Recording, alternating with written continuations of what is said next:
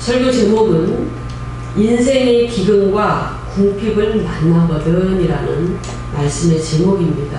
우리가 2019년을 계획하면서 여러가지 계획을 세우고 비전을 바라보고 또 꿈을 바라보며 계획하고 나올 때는 참 부푼 마음이었습니다. 믿음으로 달려나왔죠. 그런데도 불구하고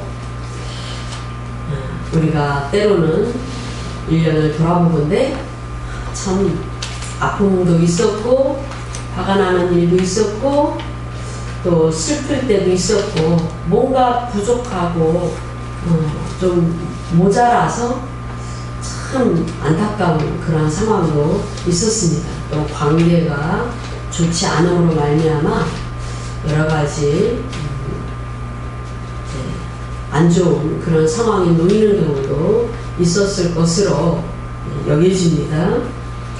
그런 인생의 기근과 궁핍과 결핍과 낮추심이 2019년에 각자의 삶 가운데 있었을 줄로 믿습니다.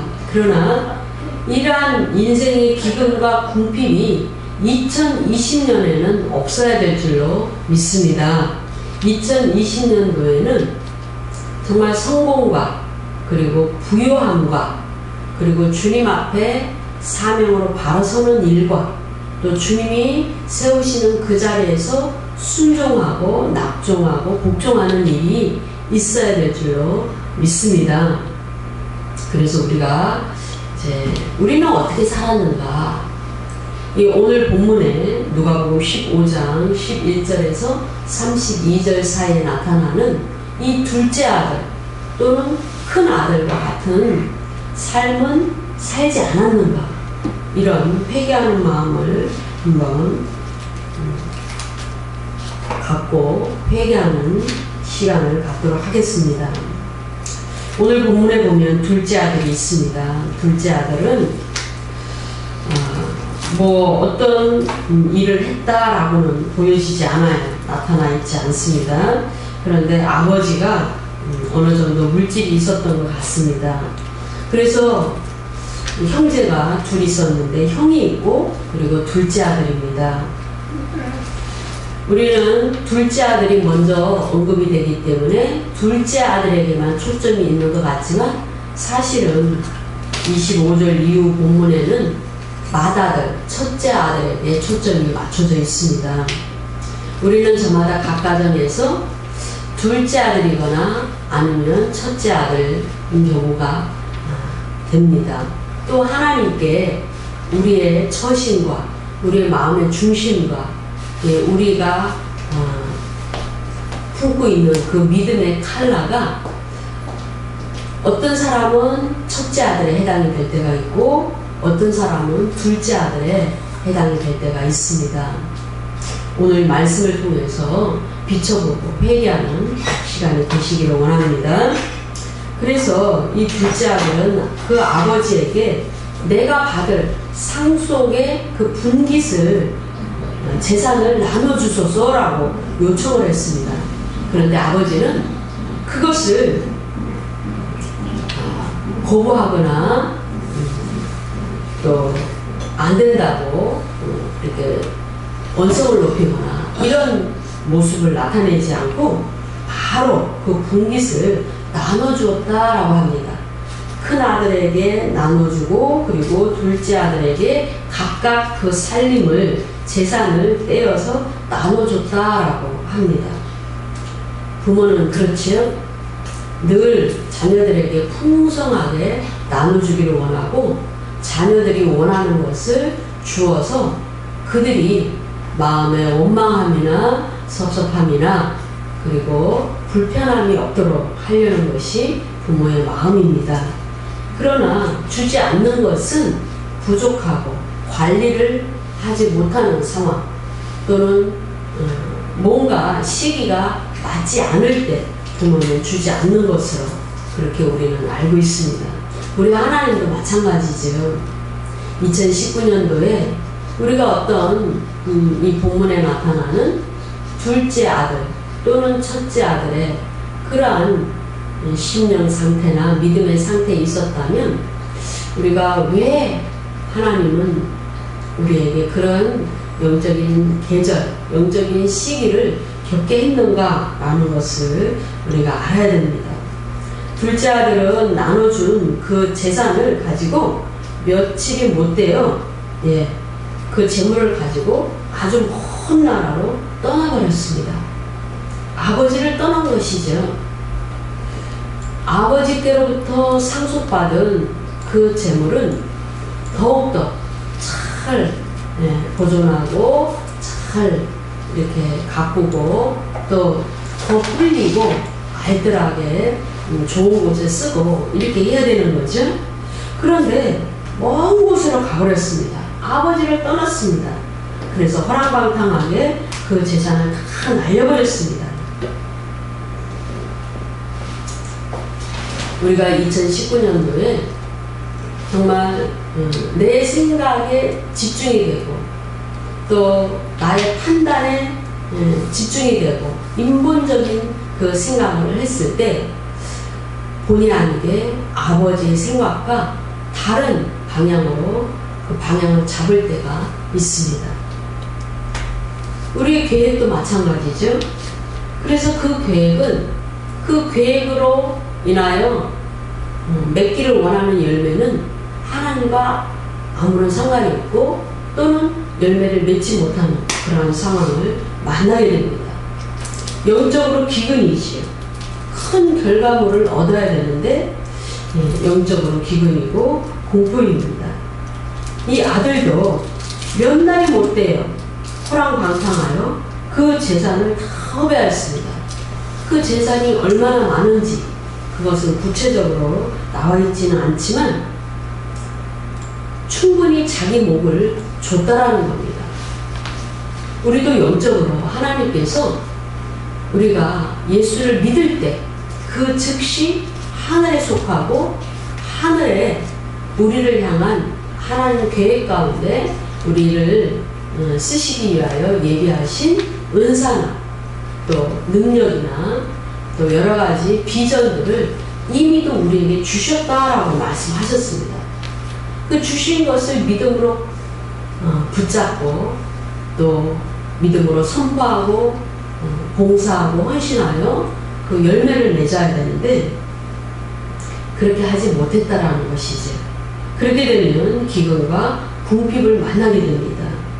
둘째 아들이 기근과 궁핍을 만난 이유는 무엇일까요? 우리는 그것에 초점을 맞춰봐야 됩니다. 이 둘째 아들은 그 아버지가 정말 잘 가꾸었고 또 열심히 일하고 또 아껴서 재산을 이룬 그 재산을 가지고 아버지를 떠났다는 것에 큰 문제가 있습니다. 그 자녀는 아버지의 기업입니다. 그러면 아버지를 중심으로 기업을 이루어야 됩니다. 우리는 구원받은 하나님의 자녀고 우주적인 그리스도의 몸을 이루는 그리스도의 지체입니다. 그래서 그리스도의 몸을 떠나면 우리는 아무것도 할 수 없고 어떤 열매도 맺을 수 없고 아무 쓸모가 없는 그러한 존재입니다. 그래서 우리가 그리스도로 구원받고 그리스도로 인해서 그리스도의 몸에 들어왔으면 그리스도 안에서 연합하여 동행하고 그분으로부터 생명을 받고 그분으로부터 공급을 받아서 열매를 내야 되는 것이죠. 그렇지 않을 때 기근과 궁핍을 만나게 되는 겁니다. 우리는요, 이 둘째 아들이 어쩜 그렇게 세상말로 바보스러울까? 어떻게 미련할까? 어떻게 그렇게 될 수 있을까? 라고 안타까운 마음이 들지요. 그런데 본의 아니게 이런 실수를 할 수가 있습니다. 만약에 사업을 한다면 본인의 생각으로는 사업을 하면 잘 될 것 같습니다. 본인의 생각으로 이것을 하면 잘 될 것 같습니다. 방향을 잡습니다. 근데 그 방향이 하나님 뜻과 다르면 전혀 본인이 원하는 소득과 결실을 맺을 수가 없는 것이죠. 그런 것은 그런 케이스는 굉장히 다반사 일어납니다. 우리가 주님께 부름받았고 주님의 자녀가 됐습니다. 그런데 주님의 자녀가 됐으면 아버지와 연합하여 하나님 나라 안에서 일을 하고 기업을 계속적으로 분깃을 받으려고 우리가 노력을 해야 되지. 하나님 나라 안에서 우리에게 분깃이 옵니다. 그리스도 안에서 우리에게 분깃이 옵니다. 매년 그 분깃이 옵니다. 그런데 떠나면 그 분깃이 오지 않습니다. 계속적으로 부어지는 복을 함께 누리지 못하는 겁니다. 하나님 나라는 공동체입니다. 그 안에서 공동체적인 성과금처럼 우리에게 오는 기업의 젖줄이 있습니다.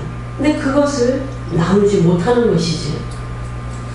그래서 우리는 아버지를 절대로 떠나면 안 됩니다.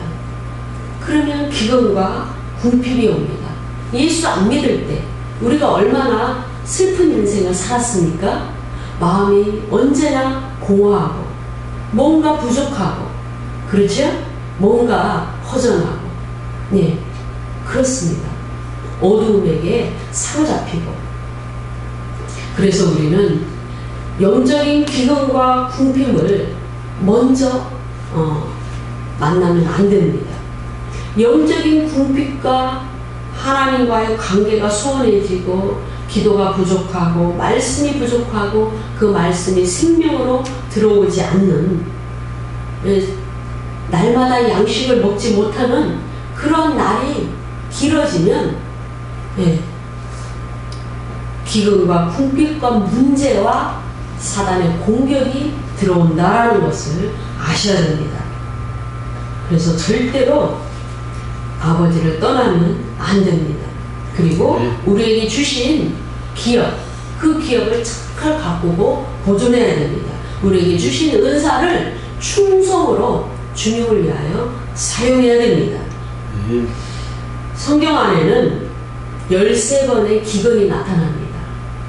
기근이 오기 전에 가뭄이 옵니다. 영적인 가뭄이지. 그 영적인 가뭄인 죄악과 우상숭배를 통하여 영적인 가뭄입니다. 불순종을 통하여 영적인 가뭄입니다. 그러면 이 땅에서도 이 환경 안에서도 그런 일이 일어납니다. 우리가 아브라함이 하나님이 내려가지 말라는 애굽으로 내려갔을 때 기근을 만나고 문제를 만나고 죄를 짓게 되죠. 이런 일들이 늘 있다라는 겁니다. 그래서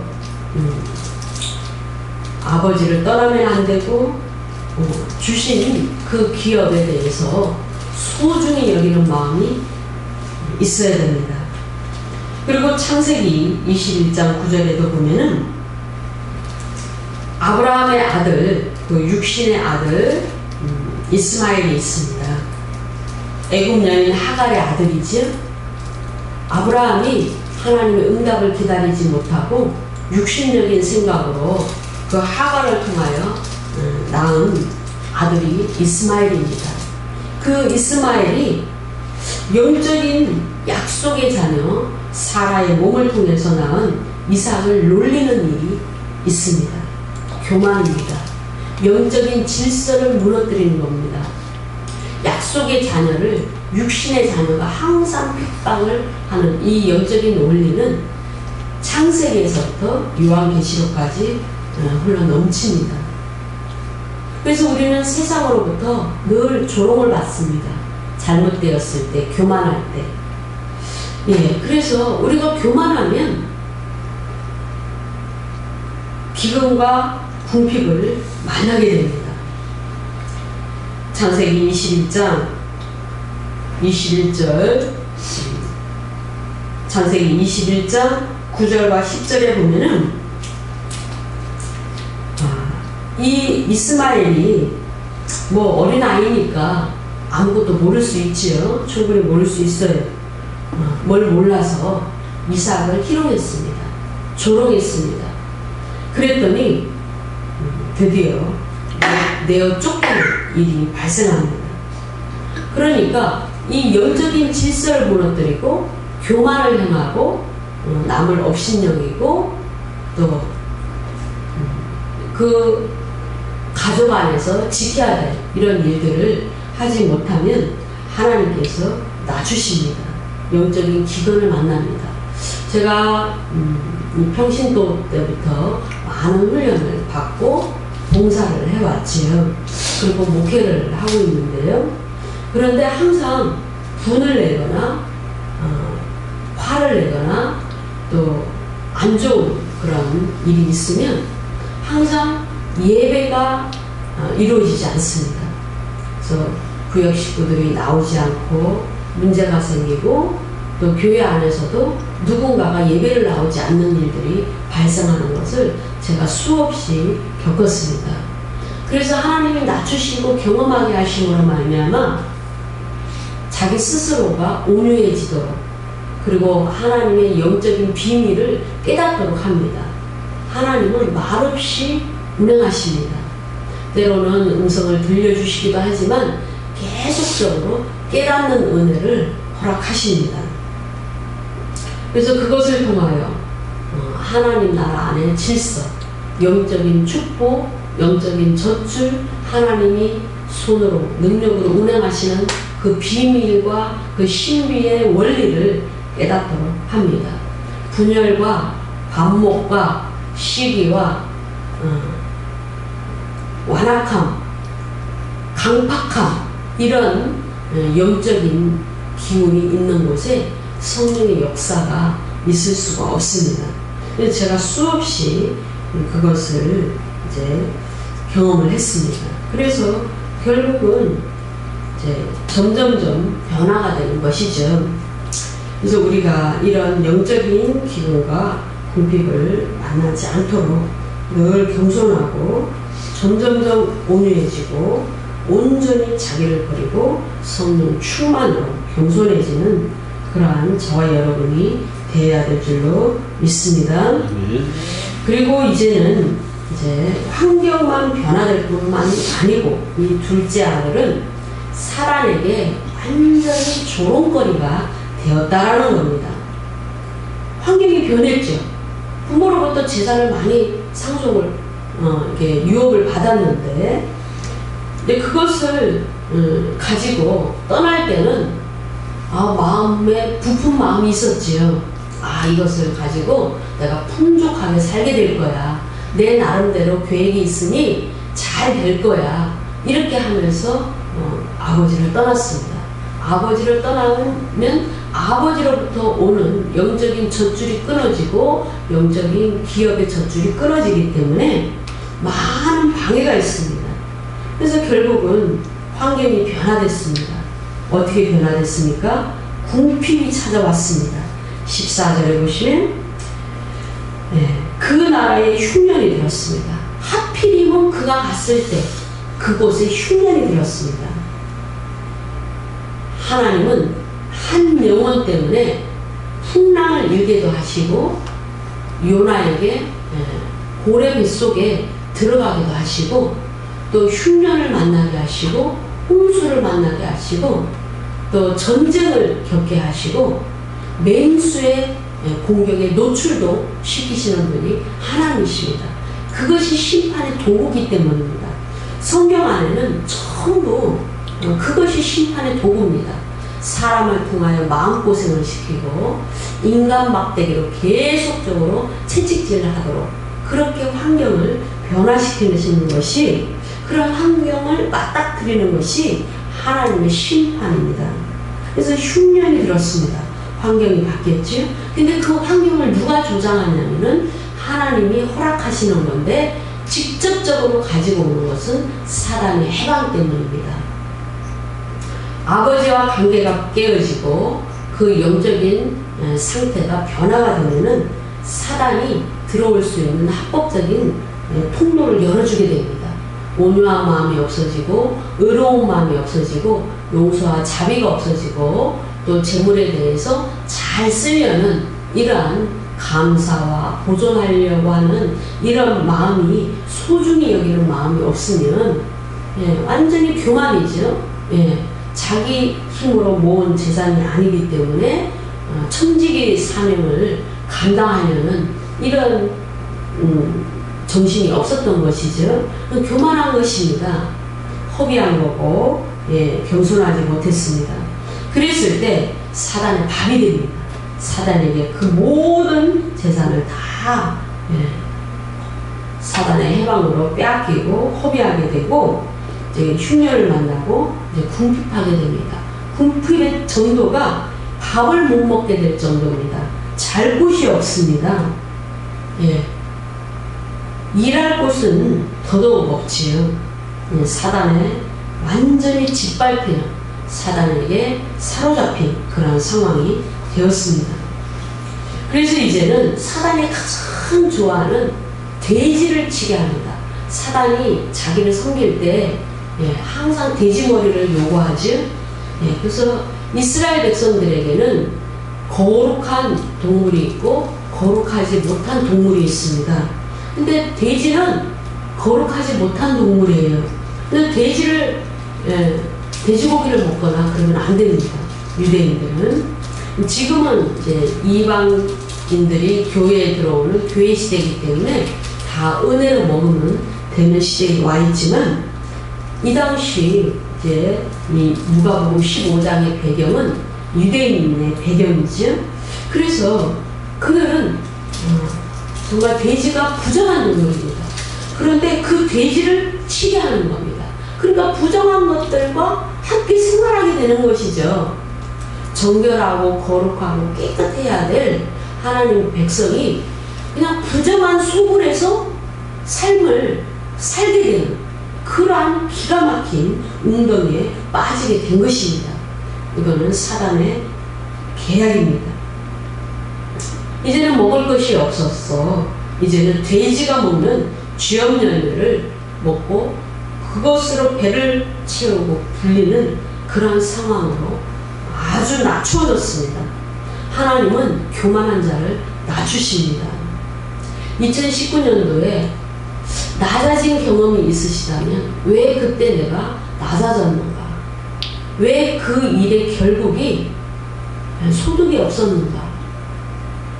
내가 왜 그 잠시 잠깐 우왕좌왕 했었던가? 그러한 이제 영적인 원리를 우리는 잘 면밀하게 살피고 2020년도에는 그런 우를 범하지 않고 실수를 범하지 않는 우리가 되어야 될 줄로 믿습니다. 창세기 21장 10절에 이삭과 함께 기업을 얻지 못하리라 라고 말합니다. 육신의 자녀는 영적인 자녀와 기업을 얻지 못합니다. 세상은 사단의 진영에 속한 사람과 하나님의 진영에 속한 사람, 이렇게 나눠져 있습니다. 빛과 어둠으로 나눠져 있습니다. 빛의 자녀와 어둠의 자녀로 나눠져 있습니다. 구원받은 자와 구원받지 못한 자로 나눠져 있습니다. 하나님의 축복을 받는 자와 하나님 축복에서 벗어난 자로 나눠져 있습니다. 회색지대가 없습니다. 그런데 하나님도 많은 영혼들을 구원하기 위하여 늘 일하시지만 사단도 자신의 일을 늘 하고 있다는 것이죠. 이렇게 부모로부터 받은 재산을 감사함으로 잘 관리하려는 마음이 없는 이 교만하고 비전도 없고 정말 성실하지 못한 청지기 사명이 없는 이런 자가 사단의 밥이 된 것입니다. 그래서 결국은 모든 것을 탕진하게 되고 그 부정한 환경 가운데 살아가야 되고 쥐염 열매를 먹는 처참한 낮아짐의 그 자리에 있게 되는 것입니다. 이삭은 기업을 얻는 영적인 자녀고 육적인 자녀인 이스마엘은 기업을 얻지 못하는 겁니다. 분명히 둘째 아들은 기업을 얻었습니다. 아버지로부터 기업을 얻었습니다. 둘째 아들은 근본적으로 아버지의 그 사랑 안에 있었던 영적인 자녀였습니다. 그 영적인 자녀가 그 영적인 그 상태를 유지하지 못하면 사단에게 접수가 됩니다. 사단에게 사로잡혀서 이제 기업을 얻지 못하게 되는, 그 기업을 다 빼앗기는 그런 상황이 되는 것입니다. 창세기 25장 6절에 보시면 아브라함이 이제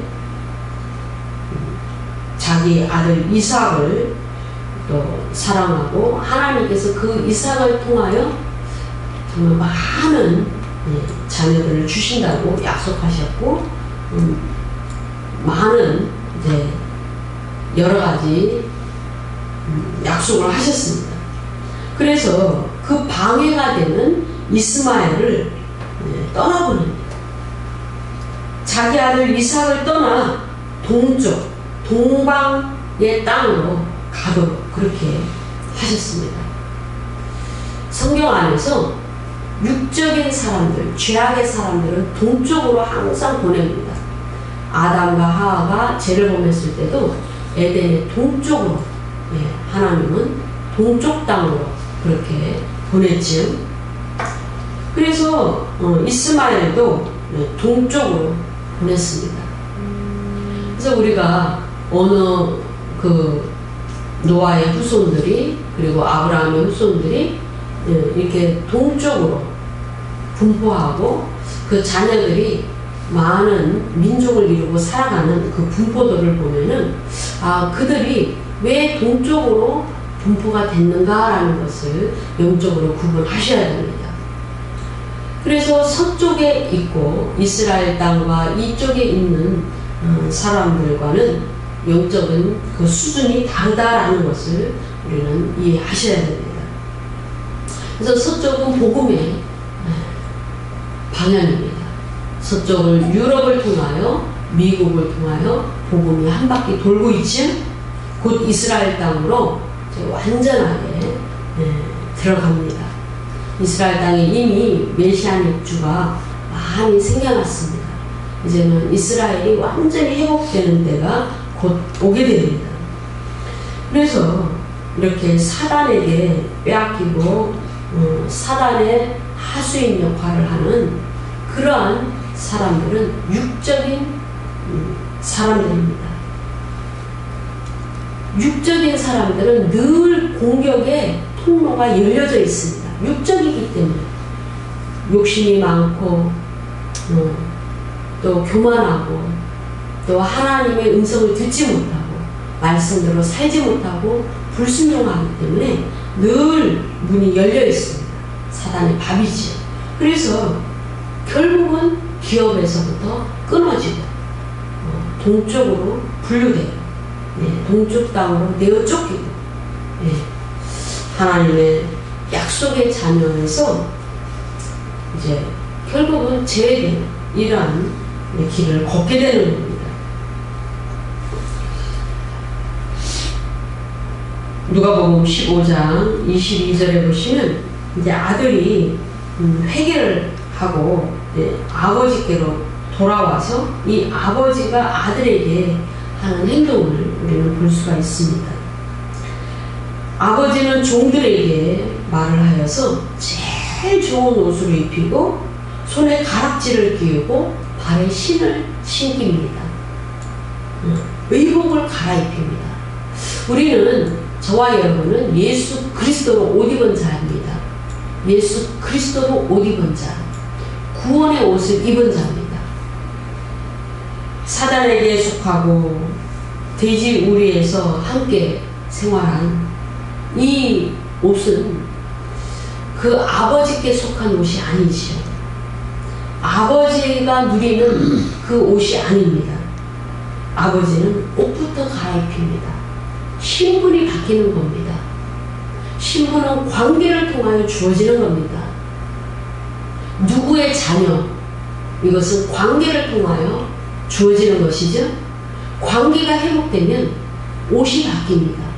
그래서 우리가 사역지로 보냄을 받을 때 항상 그런 꿈을 꾸거나 환상을 보게 되는 것이죠. 옷을 누구를 통해서 선물 받거나 옷이 입혀지거나 옷이 하늘로부터 내려오거나 즉 옷을 사러 시장에 가거나 이런 꿈이나 환상을 보게 되는 겁니다. 아버지는 옷부터 바꿨습니다. 관계가 회복된 것이죠. 아버지의 기쁨은 놀라운 것입니다. 내 아들은 죽었다가 다시 살아났다. 내가 잃어버렸는데 다시 얻었다. 이렇게 동네 사람들에게 말하고 잔치를 돌리고 너무너무 기뻐하고 즐거워하셨습니다. 이 관계가 회복되기 이전에 어떤 상황이 먼저 선행돼야 되냐면 아들이 회개하는 겁니다. 회개. 우리가 2019년도를 돌아보면서 가장 중점적으로 우리가 기도한 부분이 있을 겁니다. 저마다의 각자의 비전과 소원을 두고 기도해왔던 많은 시간들이 있었을 겁니다. 돌아보면 거기에 초점을 맞춰서 하나님은 일하셨고 성령은 우리에게 공급을 하셨습니다. 이사를 갔거나, 그렇죠? 직장을 옮겨 다니거나, 그리고 또 믿음이 좋아지거나 여러 가지 이제 열매가 있을 겁니다. 저 개인적으로는 이제 잃어버린 앞나기들을 찾은 그러한 한 해였습니다. 수년 전에 내가 잃어버린 앞나기들을 내가 찾았다. 너는 걱정하지 말아라 라는 음성을 들었습니다. 그리고 계속적으로 기도하고 이제 하나님 때를 기다렸을 때 이제 그 일이 이루어지고 만민을 기업으로 얻게 되는 멀리 떨어져 있는 그런 이방인들을 기업으로 얻게 되는 그런 한 해였습니다. 여러분도 여러분의 자녀가 또는 여러분의 직장이 여러분의 사업장이 또는 여러 여러분을 세운 그곳에서 내가 어떠한 삶을 살았고 어떠한 낮추심과 어려움들이 있었는가 라는 것을 기억하시면서 이제는 2020년도에 그 일이 반복적으로 일어나지 않도록 겸손의 그런 모습을 주님 앞에 보여드려야 됩니다. 그렇게 변화되지 않으면 자꾸 약속하신 복을 놓치게 됩니다. 약속이 기업에서 끊쳐서 떨어져 나가게 되는 겁니다. 안타까운 것이죠. 이 둘째 아들은 어떤 회개를 했는가라는 것을 우리가 한번 살펴봅니다. 17절입니다. 이에 스스로 돌이켜 가로되 내 아버지에게는 양식이 풍족한 품꾼이 얼마나 많은고 나는 여기서 죽여 죽는구나.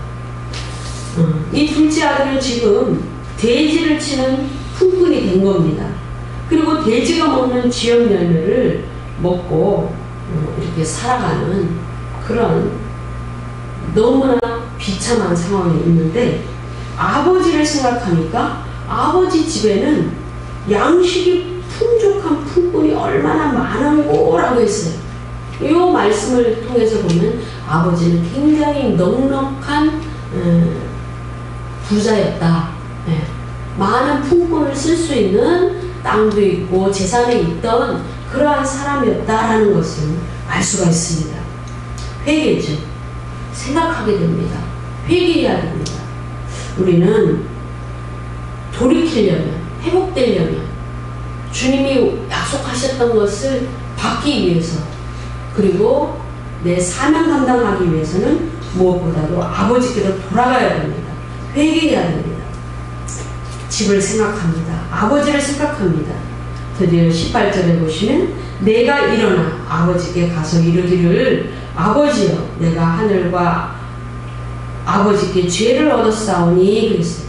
생각으로만 하지 않고 이제는 집에 가면 아버지에게는 양식이 풍족한 품꾼이 얼마나 많은데 내가 왜 여기서 이렇게 굶고 있지? 내가 굶어서 죽게 생겼네? 이렇게 하면서 계속 그 자리에 있는 것이 아니고 일어나서 아버지께 갔다라는 겁니다. 여러분, 문제가 있으면 아버지께 나와서 기도해야 됩니다. 문제가 있을수록 더 예배해야 됩니다. 누가 나를 힘들게 하고 누가 나를 괴롭게 하면 겸손하게 낮춰져서 회개하고 입을 닫고 기도해야 됩니다. 회개하는 그 말에는 죄에 대한 고백이 있어야 됩니다. 내가 하늘과 아버지께 죄를 얻었다 라고 고백했습니다. 하나님과 아버지께 죄를 지었다는 거죠. 결국은 이 둘째 아들은 신앙이 있었던 사람입니다. 신앙이 있었던 사람이 신앙이 아닌 길로, 가지 말아야 될 길로 갔기 때문에 이런 어려움을 당했던 겁니다. 그러니까 결국은 회개할 때 하늘과 아버지께 죄를 지었다라고 고백하는 것을 볼 수가 있지 않습니까? 그렇습니다. 우리는 모든 인간관계가 잘못되면 하늘로부터 오는 것을 막아버린다는 것을 아셔야 됩니다. 그래서 그 약속의 기업에서 벗어나는 겁니다. 아니, 저 사람이 나한테 잘못했기 때문에 내가 그런 것이지 라고 말하면 안 된다는 것이죠. 네, 우리는 사랑의 빛밖에 지지 말아야 될 그러한 존재이기 때문에 모든 복은 하늘로부터 오기 때문에 그 자리에서 그 사명을 잘 감당했을 때 하나님께서 복을 주시는데, 그것을 감당하지 못했을 때 하늘로부터 오는 것이 막혀진다는 겁니다. 우리가 어떤 일을 도모하는 시기에 있고 또 결실의 시기에 있고 새로운 것을 구상하고 있다면 우리는 더욱더 두려운 마음으로 조심하고 또 조심해야 됩니다.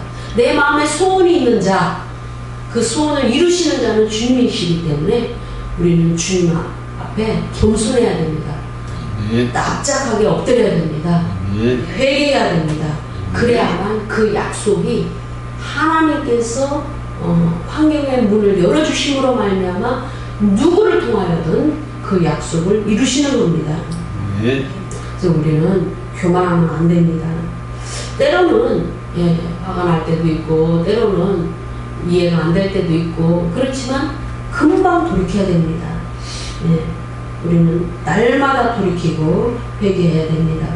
그래서 결국은 아버지께로 돌아가서 다시 아버지와 관계가 회복이 돼서 의복도 갈아입고 잔치를 아버지와 함께 그 잔치상에 참여함으로써 먹고 마시고 살찐 송아지도 잡아서 먹고 또 보고 싶었던 얼굴들도 보는 이런 축복을 누리게 되는 것입니다. 우리 2020년도에는 정말 이 둘째 아들과 같은 이런 우를 범하지 않는 그런 한 해가 되었으면 좋겠습니다. 이 첫째 아들은 정말 그 약속의 기업을 잘 받아서 그 아버지와 관계를 끊어버리지 아니하고 아버지의 관계를 계속적으로 유지하면서 그 집에서 기업을 잘 이루면서 살아가고 있었습니다. 그럼 이 맏아들, 첫째 아들은 완벽하게 잘 이렇게 아버지를 기쁘게 했는가 우리는 한번 살펴보도록 합니다. 25절 이후 본문입니다. 맏아들이 밭에 있었습니다. 밭에 있었다라는 것은 열심히 일했다라는 거죠. 아버지께 받은 그 그 밭에서 열심히 일하다가 이제 집으로 돌아왔습니다. 집에 가까이 오니까 막 풍악의 소리, 막 음악 소리, 춤추는 소리, 막 그런 것이 들리는 거예요. 이게 웬일인가 하고 종을 불러다가 물어봤습니다. 그랬더니 종이 대답하기를, 아이고, 당신의 동생이 돌아왔습니다. 아버지가 그렇게 기다리고 기다리던 주인님이 그렇게 기다리던 그 둘째 아들이 돌아왔습니다. 그래서 그 주인인 아버지가 그 둘째 아들이 건강한 몸으로 돌아온 것을 알고 기뻐하면서 살찐 송아지를 잡아서 지금 온 동네 사람을 불러다가 잔치를 벌이고 있습니다 라고 얘기를 했습니다. 그랬더니 이 첫째 아들이 화가 났습니다. 자기는 몇 골 빠지게 밭에서 열심히 일하고 왔는데 자신한테는 한 번도 너 열심히 일을 했지, 참 수고했지, 그래 내가 너를 위해서 잔치를 벌려주마, 이렇게 한 번도 하지 않았는데 저렇게 아버지를 돕지 않고 아버지 집에서 열심히 일하지도 않고 그런 집을 나갔다 돌아온 그 둘째 아들을 위하여 잔치를 벌이고 있는 것을 보니까 화가 났습니다. 분하였다 노하였다 이렇게 표현합니다. 28절에 보시면 저가 노하여 들어가기를 즐겨 아니하거늘 아버지가 나와서 고난대 그랬습니다. 사랑은 내리사랑이지요. 그렇죠? 부모가 자녀를 사랑하지 어떠한 자녀도 부모가 자녀를 사랑하는 만큼 부모를 사랑하지는 못합니다. 그래서 우리는 부모의 사랑을 받고 자라고 또 내가 부모가 돼서 또 자녀를 또 그만큼 받은 만큼 사랑하게 되는 것이죠. 이 첫째 아들은 화가 나서 들어가지 않으니까 아버지가 나와서 들어오라고 권하면서 왜 그러냐면서 달래고 마음을 풀어주려고 애를 씁니다. 29절에 보시면 아버지께 대답하여 가로되 내가 여러 해 동안 나가 있었기 때문에 여러 해를 아버지를 이렇게 섬겼는데 내게는 염소 새끼도 이렇게 한 마리 내어주면서 잔치하지 않았는데 어떻게 살찐 송아지를 잡아서 이렇게 잔치를 벌려줄 수가 있습니까? 둘째 아들이 뭐 했습니까? 아버지의 살림을 창기와 함께 다 받아가지고 날려버리고 이렇게 왔는데 뭐가 기뻐서 이렇게 잔치를 벌려줍니까? 이렇게 화가 난 거죠. 당연한 것입니다. 첫째 아들 입장에서는 당연한 겁니다. 그러나 아버지의 마음은 그 둘째 아들이 살아왔기 때문에 아버지 품으로 돌아왔기 때문에 잃었던 아들을 찾았기 때문에 기쁜 겁니다. 잘못한 건 인정합니다. 잘못된 것 인정합니다. 교만했던 거 인정합니다. 그거와는 달리 아버지께 돌아왔다는 그 자체를 기뻐하는 겁니다. 첫째 아들의 문제는 무엇입니까? 용서하지 않는 마음. 둘째 아들에 대해서 그 형제에 대해서 형제 사랑이 없던 것, 그리고 그 부모의 자녀에 대한 그 사랑을 인정하지 않았던 것, 이런 모든 것이 허물입니다. 큰아들도 허물이 있었습니다. 우리 자신들에게 우리 한번 적용을 해보면은 우리가 주님 앞에 잘했다고 하는 그러한 자신감이 있는 그러한 시간이 많이 있습니다. 예배를 빠진 적도 없고 주님께 드릴 것 드렸고 주님께 물질 드렸고 주님께 시간 드렸고 마음 드렸습니다. 그럼에도 불구하고 우리는 다 완벽하지 않습니다. 형제 사랑이 부족했고 양에 대한 사랑이 부족했고 부족한 사람들입니다. 아버지가 보시기에는 허물이 많이 있습니다. 우리가 자녀를 길러보면 알죠? 다 장단점이 있고 그렇죠? 다 잘잘못이 있습니다. 그럼에도 불구하고 부모에게로 돌아왔다는 그 자체가 회복된 상태가 되었다라는 자체가 기쁜 것입니다. 그렇게 됐을 때 약속의 기업이 다시 회복이 되는 것입니다. 2020년도에는 우리가 허물을 최대한대로 줄이고 또 우리의 죄악도 계속적으로 끊어내고 우리가 더 겸손해지고 분깃을 받을 만한 열정과 하나님에 대한 사랑을 뜨겁게 가져서 계속적으로 우리가 하나님 자녀로서 승리하는 그런 한 해가 되었으면 좋겠습니다.